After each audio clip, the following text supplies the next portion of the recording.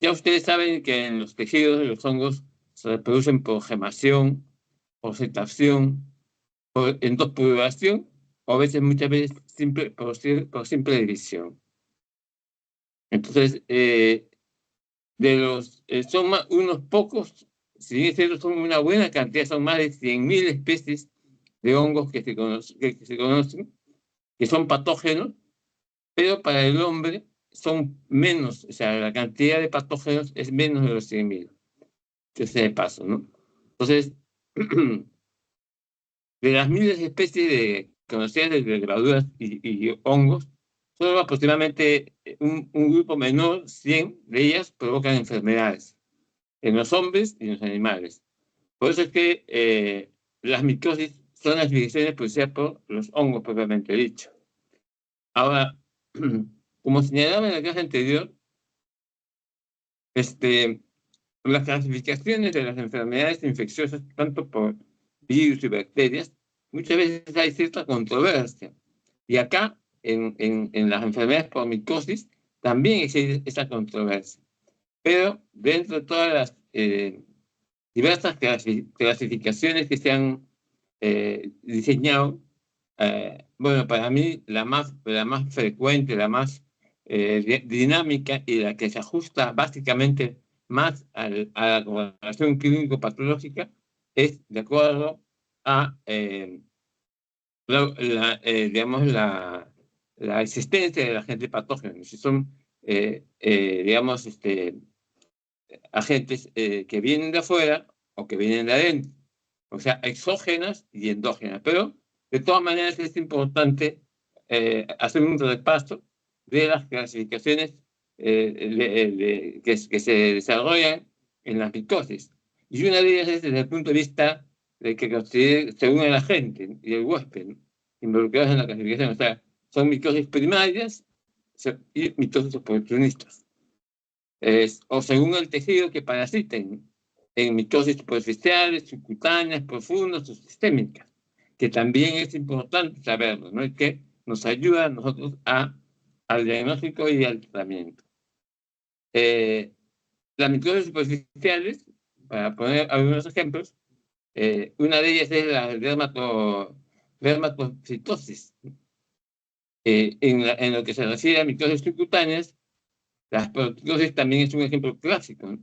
En las sistémicas, la paracosidiomicosis, la histoplasmosis y la blastomicosis también son ejemplos clásicos que de una u otra manera son frecuentes en la práctica clínica. Y en las micosis de tipo oportunista, la cándida y la criptococosis con la especialosis son también ejemplos clásicos que de una u otra manera, pues, repito, se presentan comúnmente en la práctica clínica. Cuando se habla de mitosis oportunistas, son aquellas producidas que por lo general no inducen a la enfermedad, pero pueden hacerlo cuando los mecanismos de defensa de una persona, en este caso un paciente inmunosuprimido, disminuyen. Entonces, estas mitosis oportunistas son las que se activan, ¿no?, y actúan ya no como, digamos, agentes patógenos que no dañan, sino simplemente pues, se activan frente a los mecanismos de inmunosupresión del paciente. Pueden infectar cualquier órgano del cuerpo. ¿Sí? En lo que se refiere a las micosis superficiales, son aquellas básicamente que se ven en la práctica clínica, en los consultorios de dermatología, y que son aquellas micosis que atacan a la piel, fundamentalmente, las uñas y los pelos. Entonces, estas micosis superficiales, entre los hongos que causan este tipo de infecciones, están los dermatofitos, que atacan básicamente al estrato córneo de la piel y saneras, entre los que hay 3 especies importantes: el Trichocyton, ¿no?, el Mycosporum y el Epidermophytus. El Trichosporum es es el más frecuente, ¿no?, y es el que se encuentra básicamente atacando a la piel. Las subcutáneas son producidas por hongos que viven en el suelo.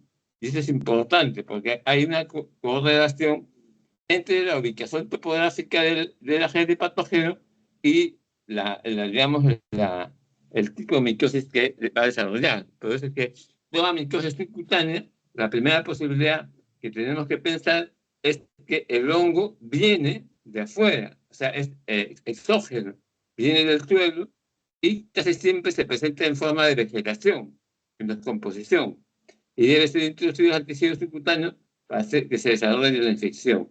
Entonces, ese es un dato importante que nos da este tipo de micosis para poder de una u otra manera identificar a agentes patógenos. La esporoticosis es un ejemplo clásico de una micosis subcutánea causada por el Sporoticus schenckii, que vive en las plantas o generalmente en las maderas y provoca una infección granulomatosa crónica que se parece mucho a la tuberculosis. O sea, me refiero desde el punto de vista histológico. Pero cuando se introduce en forma automática debajo de la piel, puede de una u otra manera comprometer al sistema, al organismo, y puede producir pues una complicación más severa. En el caso de las profundas, pueden provocar afecciones generales y en ocasiones resultan mortales. Eso es importante. Toda micosis profunda, la posibilidad de, digamos, complicar a la vida del paciente, siempre está por encima de todo eso. Entonces, por eso tenemos que tener claro y estar pues al tanto cuando estamos frente a una micosis de tipo profunda. Casi siempre las micosis profundas son causadas por agentes patógenos que viven libres en la naturaleza, ¿no? O en el suelo o en material orgánico descompuesto. Así. Entonces, por eso es importante un poco hacer esta correlación. Casi siempre estos hongos patógenos no producen toxinas por lo general, ¿no? Pero la reacción típica o clásica que tienen ellos es que causan en los tejidos un granuloma crónico. Es un tumor de tejido inflamatorio con grado variable de necrosis y formación de abscesos, que muchas veces se confunde con neoplasias. Ahora después vamos a ver algunos ejemplos de ellos. En el caso de las micosis sistémicas, pueden ser endémicas o pueden ser cosmopolitas.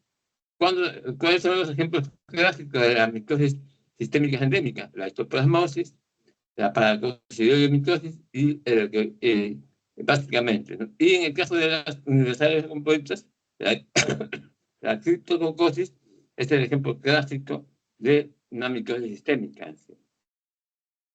¿Cuáles son los mecanismos de producción de la micosis? Hay varios mecanismos que desarrollan los hongos para poder generar la enfermedad, ¿no? Pero hay un desarrollo exagerado sobre la superficie de la piel y anexos. Casi siempre se da ahí. La mayoría de los agentes, casi siempre de los hongos, integran la flora normal, ¿no? Y algunos pocos son de contaminación externa. Pero estos van a actuar, como hemos señalado hace un momento, cuando el sistema inmunológico del paciente disminuye o se altera. Entonces, estos hongos van a actuar en forma patógena. Entonces, como vean, hay varias formas de clasificar a los hongos. Pero, como dije al comienzo, para mí, desde el punto de vista, al momento de estudiar las micosis sistémicas, lo más común, lo más frecuente y lo que de una u otra manera trata de englobar a las principales micosis que comúnmente se ven en la práctica médica son las del tipo de la fuente, ¿no? Toda micosis sistémica puede tener dos fuentes.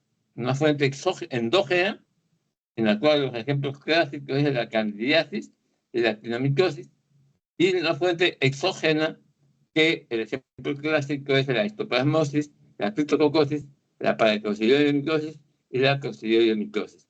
Entonces, bajo esta perspectiva, bajo este tipo de clasificación de micosis sistémica, vamos a poder pasar a desarrollar algunos aspectos principales de cada una de estas micosis principales. En el caso de la fuente endógena, la actinomicosis es, como señalamos hace un momento, es el ejemplo clásico en la cual, de una u otra manera, pues, se presentan con mayor frecuencia en sí, ese tipo de patologías micóticas en sí. Se señala que algunas especies son anaeróbicas y otras se comportan como facultativas anaeróbicas en sí. Entonces verán que fíjense, dentro del grupo de la actinomitosis, el comportamiento es variable en sí. Entonces, esto un poco complica más digamos, el estudio de las mitosis, pero no se deja de lado que frente a la información epidemiológica y la información clínica, nosotros podemos un poco inferir y de otra manera pues hacer el diagnóstico hasta que salga el cultivo, ¿no? La actinomitosis es un gran positivo, produce infecciones crónicas que se desarrollan con lentitud, no forman esporas y las colonias generalmente están constituidas por hifas de los hongos, lo cual forma como una especie de micelios, como ovillos de hifas que caracterizan a este tipo de micosis. Hay diversos tipos de actinomitosis, pero la más frecuente, la más común, que la que se ve generalmente, es la actinomitosis de tipo israelí, que generalmente este tipo de mitosis muchas veces se confunde con neoplasia, por la forma que se presentan, ¿no? Pero se presentan nódulos básicamente en el cuello o en la cara. Entonces, muchas veces se confunde con esto. De tener cuidado en el diagnóstico. El actinomitosis israelí es un colonizador normal de la vagina, del colon y la boca. Casi siempre se encuentra en estas zonas del cuerpo. Entonces, cualquier alteración del sistema inmunológico, de una u otra manera, va a hacer que este agente patógeno pueda activarse y comportarse como un agente patógeno maligno, ¿no? Casi siempre, para que se desarrolle este tipo de actinomitosis, se necesita una causa, ¿no? Un procedimiento, muchas veces un procedimiento dental mal curado, ¿no? Hace que se forme un foco infeccioso y de ahí se active la actinomitosis y pueda producir daño en las zonas afectadas, ¿no? Es causante por lo menos de la formación de abscesos, donde en la boca, generalmente en el pulmón, en el sistema gastrointestinal en sí. Entonces, hay un dato importante que muchas veces se maneja, ¿no? Muchas veces el dato de que el paciente llega a la consulta y refiere dentro de todo lo que uno le pregunta de que, bueno, hace unos días ha ido al dentista y apareció una muela, ¿no? Y es a partir de ahí donde se sintió afectado. Entonces, ese es un dato importante que nos va a permitir a nosotros pensar en que una posibilidad diagnóstica es que se trate de una actinomitosis, ¿no? Siempre y cuando reúna los criterios que hemos señalado hace un momento, ¿no? Casi siempre las colonias de la actinomitosis se forman como especie de gránulos de azufre, se denominan, ¿no? Y que casi siempre son, cuando ya se hace el estudio histopatológico, son fácilmente detectables para hacer el diagnóstico, ¿no? La actinomitosis es una infección endógena en la que pueden existir varios indicios de transmisión de persona a persona, ¿no? Y que muchas veces también el suelo del agua contaminada también pueden, de una u otra manera, pues coadyuvar al desarrollo de este tipo de mitosis, ¿no?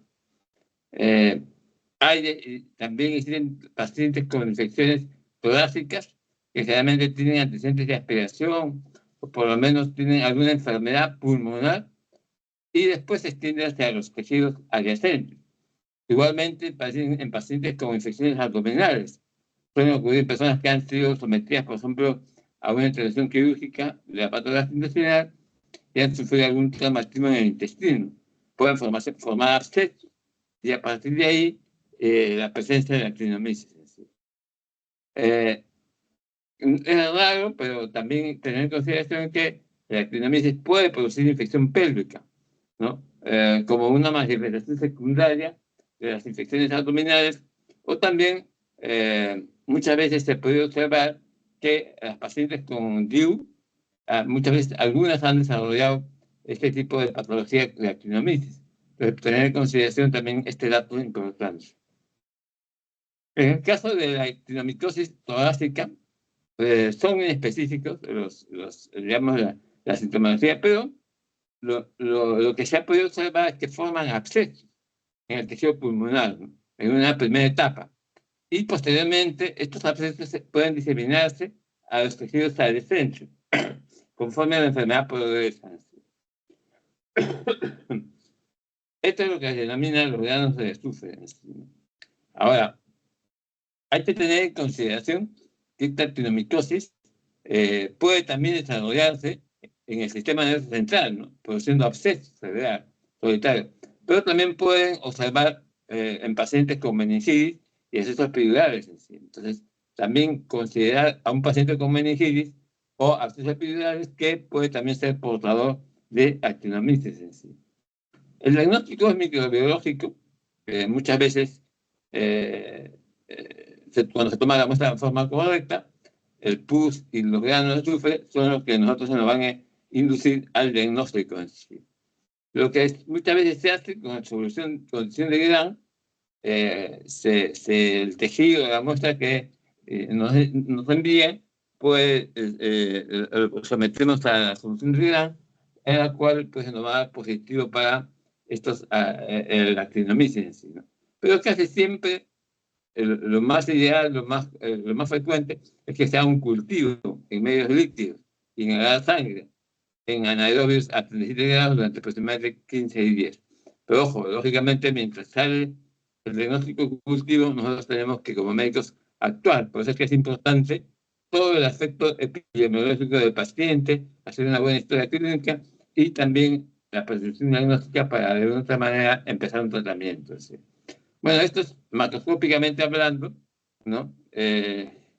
La formación de, digamos, estructuras cicatriciales que son como una especie de fístulas que forman la actinomisis. ¿Sí? ¿No? Igualmente acá, una actinomisis de tipo abdominal, después de una cicatriz de cirugía, ¿no?, en la intervención quirúrgica, forma también. Entonces, tener bastante cuidado cuando un paciente lo operan, hay que hacer una buena limpieza postquirúrgica siempre, ¿no?, porque si no puede contaminarse con esto de acá. Bueno, esta es una biopsia, ¿no?, en la cual podemos acá fácilmente observar los granos de azufre, que es lo característico de la actinomisis. Entonces, con esto nosotros prácticamente granos de azufre con tejido de granulación. ¿Sí? Entonces, con esto prácticamente, desde un punto de vista microscópico, hacemos el diagnóstico de actinomisis. En el caso de la cándida, ustedes saben, bueno, no voy a entrar tanto en esto, pero forma parte de la flora normal, es un patógeno oportunista y casi siempre se considera dentro de las micosis superficiales, siempre y cuando ataque piel y mucosa.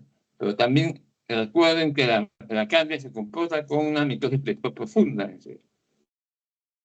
Bueno, esto es, digamos, las estructuras microscópicas en un agar, ¿no?, de la cándida, ¿no? Ahora, existen más de 150 especies de cándida, ¿no?, pero la común, la más frecuente, la clásica que se ve es la cándida de tipo albicans. Entonces, por eso es que esta tenemos que centrarnos para el estudio en sí, ¿no? Recordar que se presentan como pseudohifas y como blastoconidias, ¿no? Y que muchas veces las hifas también forman clamidiosporas, las cuales tienen otro tipo, digamos, de morfología y también muchas veces dentro de su proceso de desarrollo podemos observar tubos germinativos que forman parte de la estructura de evolución de la cándida en sí. Casi siempre la cándida albicans de tipo patógeno se encuentra en una flora normal en la boca, en personas sanas, casi siempre en 25-50%, en el tracto gastrointestinal, en la vagina y en la piel. Muchas veces son estas las áreas del cuerpo en las cuales se presentan normalmente, y que en cualquier efecto o alteración del sistema inmunológico, estas pueden actuar en forma patógena en sí. cuando se comporta como un patógeno oportunista, cuando hay una invasión tisular o una diseminación a través del sistema hematógeno. ¿Cuáles son los factores del microorganismo? ¿No? La cándida tiene la capacidad de adherencia a tejidos y superficies inertes, ¿no? Forman hifas y secretan unas enzimas. Estas enzimas le dan digamos, la capacidad para poder un poco alterar o dañar el tejido en el cual ellos van a actuar como agentes patógenos. ¿Sí? Hay ciertos factores predisponentes para que la cándida se comporte como agente patógeno. Es, por ejemplo, tratamiento antimicrobiano prolongado. A veces tener en consideración eso, porque la cándida actúa a ese nivel, ¿no? Cuando se ponen catéteres, ¿no? También tener en consideración que hay que estar, la sepsis tiene que ser importante, porque si no, la cándida puede, digamos, presentarse ahí y de una u otra manera dañar ese tipo de zona afectada, la zona, ¿no? Inhibición parenteral, materiales proteicos, cuando se ponen válvulas, en pacientes con diabetes, en pacientes con SIDA, pacientes con neoplasias, pacientes que tienen tratamiento con corticoides prolongados y otros inmunosupresores, son los factores que predisponen a que la cándida pueda comportarse como agente patógeno. Dentro de la epidemiología, ya sabemos que es una enfermedad normal, se presenta una enfermedad normal, la tasa de colonización aumenta en pacientes hospitalizados, con pacientes con inmunosupresión, etcétera, etcétera, ¿no? Y las infecciones endógenas muchas veces son raras, ¿no? Pero tener en consideración que también pueden desarrollar la enfermedad.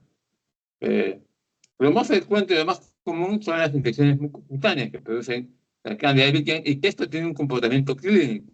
¿Sí? Son infecciones superficiales de la mucosa, pueden ser mucosa oral, vaginal, esofágica, intestinal, y lo más importante es que en muchos de los casos, cuando hay una invasión superficial de la piel, producen erosión intradigital, intratrigo y otro tipo de enfermedades, ¿no? Las formas mucocutáneas crónicas son unas también menos frecuentes, pero que se pueden desarrollar. ¿Sí? ¿Cuándo se habla de candidemia? Se habla de candidemia cuando las infecciones asociadas a cuerpos extraños, o sea, en el caso de sondas urinarias, ¿no? Catéteres, son de una u otra manera pues, infectadas por la cándida y complican la vida del paciente. ¿Sí?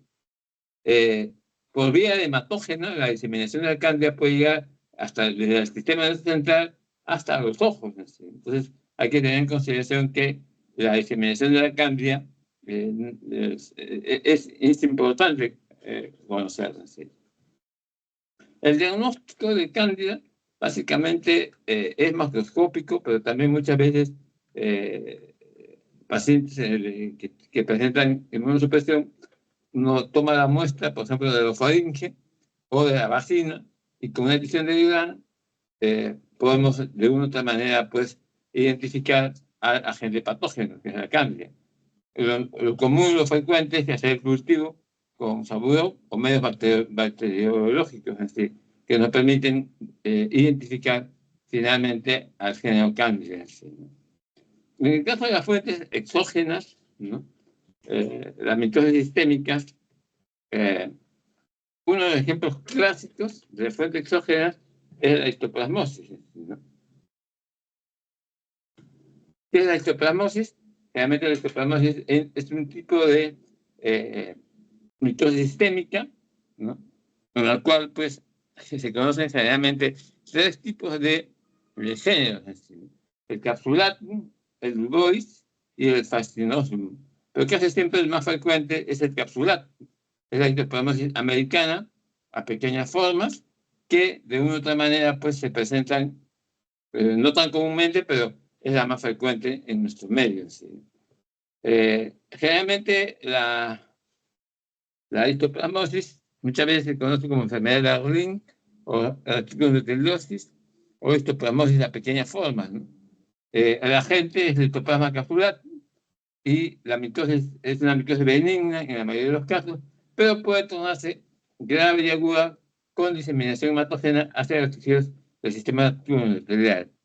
El agente etiológico es un parásito intracelular de macrófagos histocíticos que de una u otra manera transporta al agente patógeno a los tejidos afectados.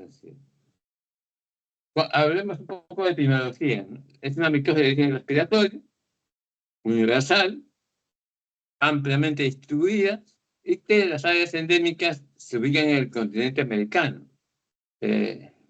Habita generalmente en el suelo, eso es lo más importante, y afecta a todas las razas de ambos sexos, pero hay mayor incidencia en varones mayores de 50, que es un dato también importante que tenemos que tenerlo en consideración al momento de hacer la historia clínica. Estos procesos son asintomáticos, ¿no?, en pacientes con inmunocompetentes, pero en pacientes inmunocomprometidos se presenta digamos, una mitosis oportunista en formas agudas o muchas veces también en formas graves. ¿Hay factores predisponentes? Sí, las drogas, las inmunosupresoras, los antiinflamatorios, las disferias sanguíneas, los linfomas y los portadores de VIH son factores predisponentes que de una otra manera pues hacen que la histoplasmosis pueda desarrollarse con mayor frecuencia en este tipo de pacientes. La fuente de infección exógena está relacionada básicamente con el guano en estado de descomposición de las gallinas y de los murciélagos. Entonces, este es también otro dato que tenemos que tener en consideración. Y la diseminación se podría hematógena.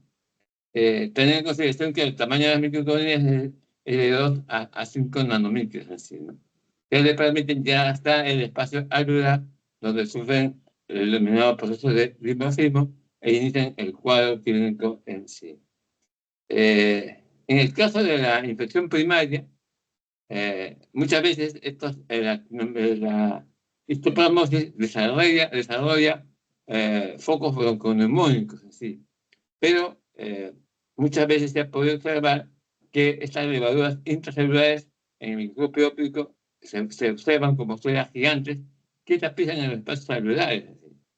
Por eso que muchas veces la histoplasmosis histológicamente se puede confundir con otros tipos de patologías que hacen que desarrollen granulomas, propiamente dicho, ¿no? Muchas veces se ha podido observar que la inhalación masiva de la histoplasmosis produce derrames alveolares importantes, causar la muerte del paciente.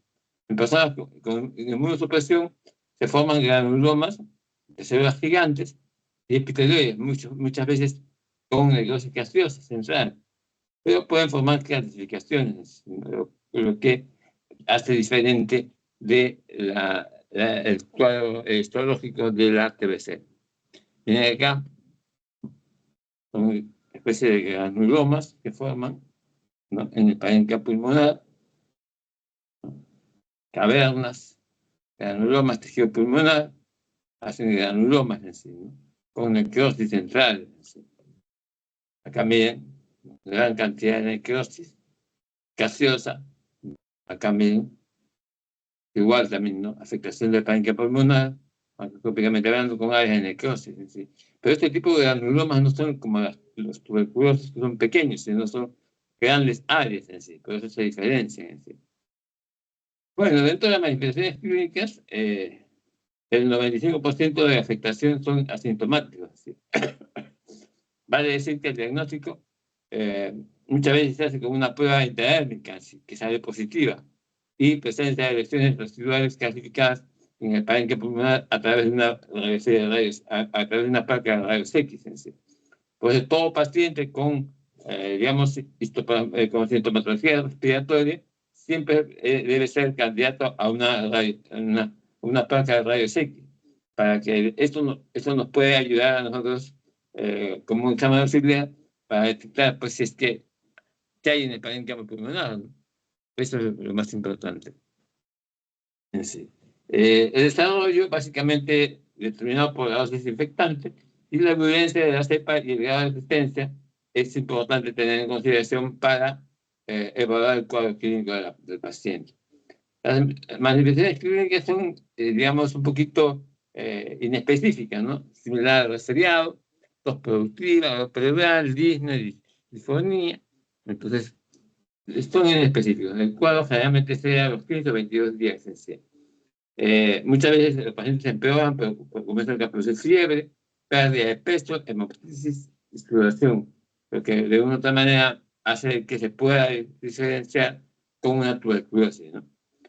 Muchas veces los pacientes pueden presentar adenopatías cervicales o axilares en sí. Acá miren una radiografía, una diseminación miliar, ¿no?, de histoplasmosis, igualmente acá, son histoplasmomas que se presentan acá en la placa de rayos X. Casi siempre en pacientes inmunocomprometidos el cuadro es progresivo, inclusive mortal. Pacientes muchas veces debutan con fiebre, deterioro de estado general, hepatosplenomegalia, pancitopenia, sangrado de tipo purpúrico, hacen su neumonía intersticial y pueden fallecer. O muchas veces presentan o desarrollan lesiones ulcerativas en la mucosa intestinal y oral, hepatosplenomegalia, hacen el cuadro de meningitis y de una otra manera pues se complican hasta poder fallecer. Entonces, no es tan, digamos, positivo pensar que una histoplasmosis no nos puede causar daño, ¿no? En la forma pulmonar cavitaria, esto es importante, ¿no? Hay que tener en consideración que la histoplasmosis, ¿no?, puede generar lesiones que se encuentran en la región apical. Casi siempre desarrollan lesiones parenquimales a nivel apical. Crecen por contigüidad mediante necrosis y pueden alcanzar tamaños considerables, ¿no? Sí. Los síntomas son inespecíficos, casi siempre tos productiva, fiebre, fatiga, pérdida de peso, hemoptisis. O sea, como vean, son cuadros clínicos con manifestaciones muy inespecíficas, es decir, ¿no? ¿A qué se denomina histoplasmoma, ¿no? Se denomina histoplasmoma una lesión residual delimitada y que a nivel pulmonar o extrapulmonar comienzan a desarrollarse con fibrosis periférica y en la parte central pues entra en necrosis gaseosa. Se cura básicamente por calcificación, ¿no?, y encapsulación por fibrosis. Entonces, estas lesiones se limitan siempre y cuando tengan un tratamiento oportuno. ¿Sí? El diagnóstico básicamente depende de la presentación clínica, ¿sí? Muchas veces por esputo, por aspirado de ganglio, ¿no?, material de médula ósea, presencia intracelular de agente patógeno, ¿no?, el examen de protección lienza, la inmunofluorescencia y lo más importante es el cultivo, ¿no? El cultivo que es el criterio absoluto para el diagnóstico de histoplasmosis y el medio que se utiliza es el medio sabroso simple. Miren acá, histoplasmosis, la fase parasitaria, la presencia de células gigantes multinucleadas en áreas granulosas con denso filtrado inflamatorio tipo crónico y agudo. Varias células multinucleadas que se presentan, ¿no? Gran cantidad de granulomas, ¿no? Y acá también, intracelularmente, ¿no?, la fase parasitaria de la histoplasmosis en sí. El diagnóstico, bueno, ya lo hemos dicho, cómo se hace, y tener en consideración el diagnóstico diferencial. Miren, ¿con qué se hace el diagnóstico diferencial? ¿No? Con TB, con criptococosis, con neumonías, etcétera, etcétera, ¿no? En el caso de la criptococosis, la sinonimia muchas veces es enfermedad Buschke, el agente patógeno, el que produce el criptococcus neoforma, es el más común, el más frecuente, y esta micosis puede actuar como una micosis de tipo oportunista. Casi siempre afecta a los humanos y a los animales. Y la fuente de infección, como hemos señalado, es una fuente exógena en sí, ¿no?, de inicio a nivel pulmonar y contribuimos por el sistema nervioso central. Tener en consideración que la mayoría de hongos que atacan el pulmón tienen cierto tropismo para que ahí llegar y atacar al sistema nervioso central. Entonces, tener en consideración ese dato cuando estamos frente a una micosis de este tipo de acción. La evolución puede ser aguda, subaguda y crónica. Y la respuesta inflamatoria, desde un granuloma puro mixto, puede ser, pues, formar digamos, un nódulo mixtomatoso o hiporreactivo. Es una micosis universal, casi siempre ataca a los pacientes con inmunosupresión la fuente de infección exógena es básicamente el agente proliferativo, es las recetas de las palomas, por eso que ustedes también tienen en consideración esas áreas donde hay un montón de palomas que pueden de una u otra manera pues, producir este tipo de mitosis. Así. La vía de infección es la vía inhalatoria, el foco primario es el pulmón y puede en muchos de los casos al comienzo y pacientes con inmunodeficientes pueden ser asintomáticos hasta el momento de que se disemina y de alguna manera comienza a desarrollar, digamos, la enfermedad propiamente dicho. ¿Sí? No existen antígenos adecuados para generar estudios confiables, en lo que se refiere a la parte del diagnóstico, ¿sí? Pero la serología es ineficaz, ¿no? Por ausencia de una respuesta humoral apropiada de este agente patógeno. Es la segunda micosis en importancia en pacientes con VIH positivo. ¿Sí? Tienen acá todo el parénquima comprometido, afectación marcada, ¿no? de el tejido afectado. Es decir, ¿no? En el caso de la diseminación, puede ser mi idea en estados terminales de la enfermedad y, lógicamente, el sistema nervioso central es el favorito para la diseminación. En sí. Lo que se puede observar básicamente es que también cuando hay lesiones cutáneas, este tipo de lesiones se presentan como lesiones de tipo ulcerativa, ¿no? Y con H, las vasogonias se rodean anteriormente, presentan como una pared celular delgada, realmente son monogemantes en sí.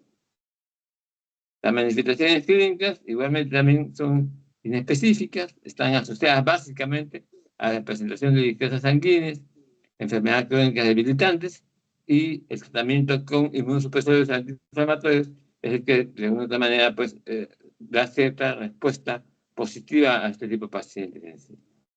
Las manifestaciones clínicas, muchas veces cuando la gente presenta tropismo por sistema central, se presenta como una meningitis o una meningocefalitis y que el paciente presenta cefalea, rigidez de nuca, vértigo, vómitos, signo Kernickel y Buczynski positivo, problemas de visión y trastornos mentales. Las lesiones cutáneas se presentan en un 10 a 15% de los casos, básicamente a predominar la cara, cuello y tórax. También pueden afectar otros órganos, dando focos de metástasis, es decir, pero de agente patógeno, como por ejemplo pueden afectar el hígado, el vaso, el riñón, los huesos, las articulaciones, la próstata, etcétera, etcétera. En el diagnóstico es importante el material clínico que depende de la presentación. Es tomar una buena muestra de esputo o un exudado, ¿no? Entonces,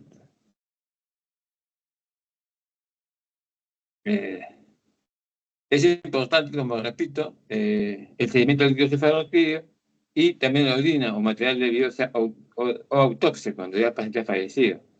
El examen directo con intestino nos va a permitir a nosotros identificar a este agente patógeno, ¿no? Vamos a poder observar la presencia de las blastoconillas, que son redondeadas, monogemantes, rodeadas de un material cápsula del músculo desecario y que pueden usarse otras técnicas como la inmunofluorescencia, el Papa Nicolau y el óxido de potasio en sí, pero casi siempre la tinta china es la más común que se produce para el diagnóstico de las biopsias en sí.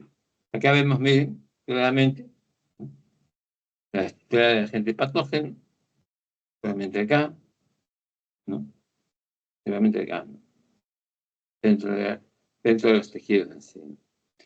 En el caso de la aspergillosis, la Aspergillus fulminatus, el más común, es un hongo filamentoso que vive su temperatura de 3 a 50 grados, crece con facilidad y rapidez y soporta básicamente, su hábitat sapofítico es el suelo con granos almacenados en sí, ¿no? Pero el suelo es animal humano en sí. Macroscópicamente podemos observar que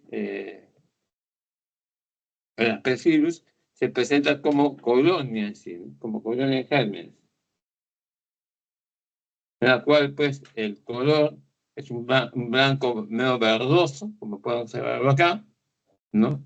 La textura es de aspecto medio terciopelado, ¿no? Afelpado, de aspecto medio velloso, y microscópicamente nosotros vamos a poder observar que se presentan como una especie de ramificaciones, con el forno, como una especie de ramificaciones que derivan de una vesícula ancha, ¿no?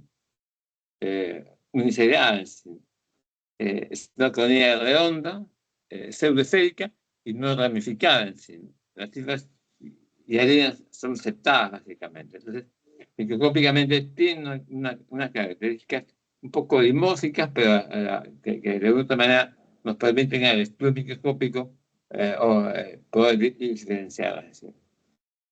Casi siempre las Pecilus les gusta colonizar las mucosas en sí, destruyendo el epitelio bronquial y formando lo que se denomina el aspergilloma, que de una u otra manera pues está asociado básicamente a la afectación o alteración de las reacciones de hipersensibilidad tipo 1, 3 y 4. La invasión tisular con afectación vascular y fenómenos trombóticos es la forma invasiva en la cual se presenta el aspergilloma. ¿Sí? ¿No? Sí. El mecanismo de transmisión es a través de la inhalación de esporas, la inoculación percutánea o el contacto directo con la espora en sí. Hay formas clínicas y órganos afectados. En el caso de las formas broncopulmonares, en las formas diseminadas. En el caso de las formas broncopulmonares, podemos observar la formación del aspergilloma. Muchas veces este aspergilloma está asociado o vinculado a pacientes con tuberculosis, que son de una u otra manera tratados y el paciente no responde al tratamiento. ¿Por qué? Porque tienen una infección sobreagregada. Esta infección sobreagregada es la presencia del aspergillus o aspergilloma en las cavidades del pulmón, en sí, ¿no? Las cavernas. Todo paciente con cavernas pulmonares siempre tiende un poco a presentar este tipo de afectación sobreagregada, ¿no? Que son los hongos. Y a la cabeza es el aspergilloma en sí. En el caso de la forma diseminada, pueden diseminarse básicamente al sistema nervioso central, al corazón, al tubo digestivo y a otros órganos básicamente que están señalados ahí. Las enfermedades causadas por aspergillus, ¿no? Que es un agente oportunista, es la aspergillosis, que broncopulmonar obstructiva, aspergillosis invasora y el aspergilloma en sí. Son enfermedades causadas por el aspergillus en sí. Este es un aspergilloma, ¿no? Básicamente un proceso localizado, en la cual observamos una cavidad preformada, como decía anteriormente, ahí se desarrolla el aspergilloma en sí, ¿no? Pacientes con TED, curados o pacientes que tienen ciertas secuelas. Casi siempre es en el ápice del pulmón. El cuadro clínico puede ser asintomático, pero cuando presentan sintomatología, presentan malestar general, astenia, compresión del estado general, astenia, fatiga, fiebre y hemoptisis. Hemoptisis es importante porque muchas veces se confunde con TB. Acá miren, ¿no? La cavidad clásica, ¿no? Dentro de una cavidad, de una caverna, la presencia de una masa redonda o ovoide, ¿no? En la cual pues está, es el aspergilloma propiamente dicho, ¿no? El agente invade el tejido, sí, básicamente, pero cuando afecta a dos o más órganos no contiguos, puede de una otra manera pues, presentar cierta complicación en sí al paciente. La aspergillosis invasiva pulmonar, ¿no? Muchas veces se confunde con una neumonía que no responde al tratamiento antibiótico, por eso es que muchas veces se hace el diagnóstico en forma tardía, ¿sí? El infarto hemorrágico y la hemoptisis es un dato importante que también se presenta en este tipo de aspergillosis invasiva pulmonar, y la formación de abscesos y compromisos extrapulmonares por diseminación también es lo que caracteriza a la aspergillosis invasiva pulmonar. Por esos, digamos, datos clínicos, este tipo de enfermedad es de mal pronóstico. Acá miren, la aspergillosis cutánea se presenta como una pápula eritematosa que evoluciona hacia la necrosis de la lesión. Bueno, pero esto sí que es curable, es tratable. ¿Sí? El diagnóstico es examen directo, muchas veces con el esputo, aspiración broncopulmonar, con el líquido perioral, cuando se trata de una especie de tipo pulmonar. Pero, como ya saben ustedes, el cultivo del saboreus y llegar con destroza es el más común, el más frecuente, es el que de una u otra manera nos va a dar el diagnóstico así. Muchas veces la serología nos ayuda, el test cutáneo también, pero el cultivo es digamos, el elemento diagnóstico con más asertividad. ¿Sí?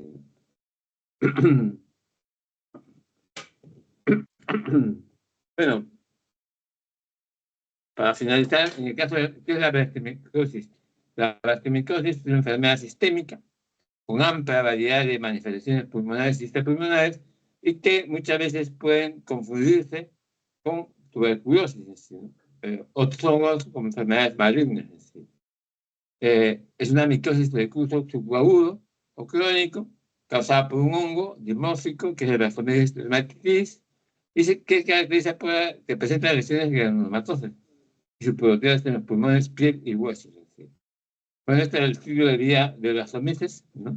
Como verán, pues la fase sapofítica y la fase parasitaria, que son las dos principales fases en la cual pues el agente patógeno, ¿no? El que forma el micelio, ingresa por vía oral al aparato respiratorio produciendo pues la fase parasitaria y la formación de la sintomatología y sintomatología del paciente. ¿Sí?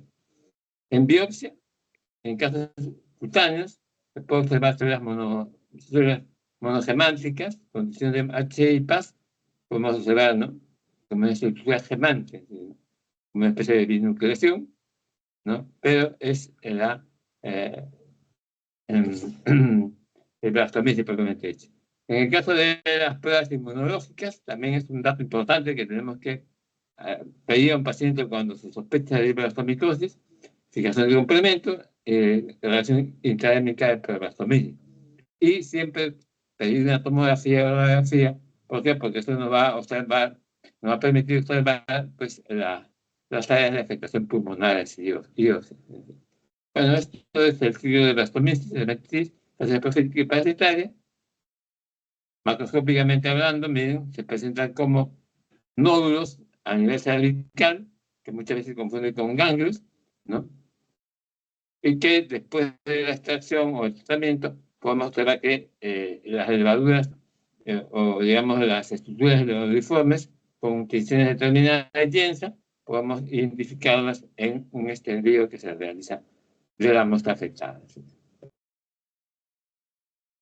Acá miren, en una biopsia se forma un microceso con levaduras, ¿no?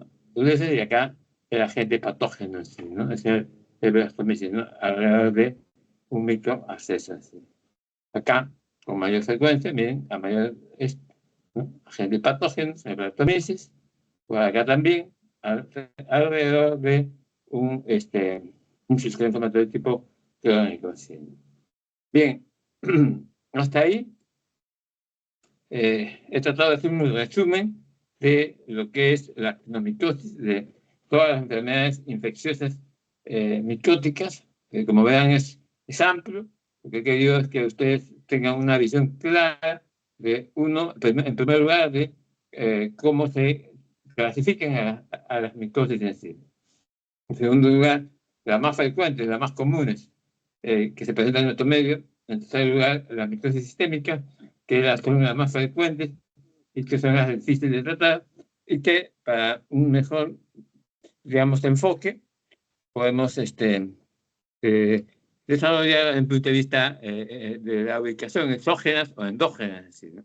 Y a partir de ahí, bueno, ya desarrollar todas las características y los órganos que son afectados, características clínicas de signos y síntomas, los órganos afectados, casi siempre los más frecuentes, que son el sistema nervioso central, los pulmones, la piel, etcétera, etcétera, y el diagnóstico que casi siempre es por cultivo. ¿Sí? Bien, hasta ahí lo que hace el día de hoy. Pero, mañana, ¿algún comentario, alguna pregunta?